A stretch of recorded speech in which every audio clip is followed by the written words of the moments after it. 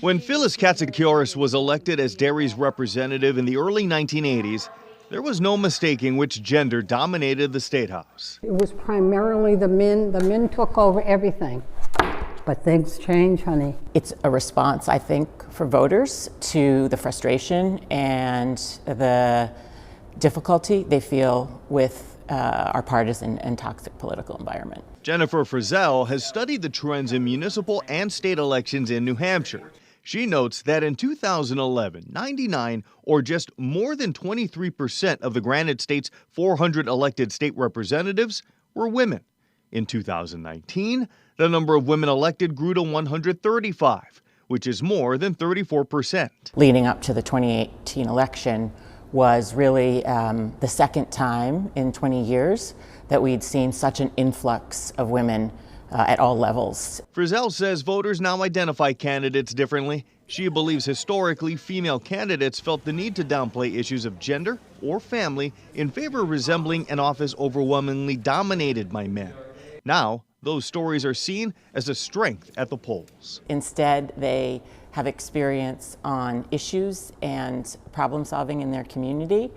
And I think that they tend to be more pragmatic about what kinds of experiences have led them to want to use government for better public policy. Senator Jeanne Shaheen has been instrumental in the political landscape shifting. When I first ran for governor, there was only one other woman governor in the country. Today, 3/4 of New Hampshire's congressional delegation are women.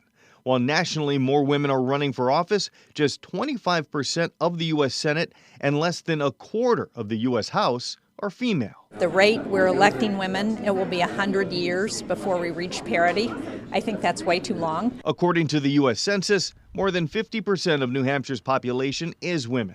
In order to field a state house reflective of the population, Frizzell says women have to believe they're worthy of being elected. If you want more women in the legislature, like 80% of voters do, then ask the women that you know to step up. Katsikiorris implores more women to seek a publicly elected position, if not for the simple satisfaction of answering the call of someone in need. And to be able to connect them up with the right people and get them settled, that's the biggest joy in the world. I mean, what more can you ask for? The New Hampshire Women's Foundation also has a program to educate and encourage women to run for public office called Women Run. To find a link, find this story on WMUR.com and our mobile app.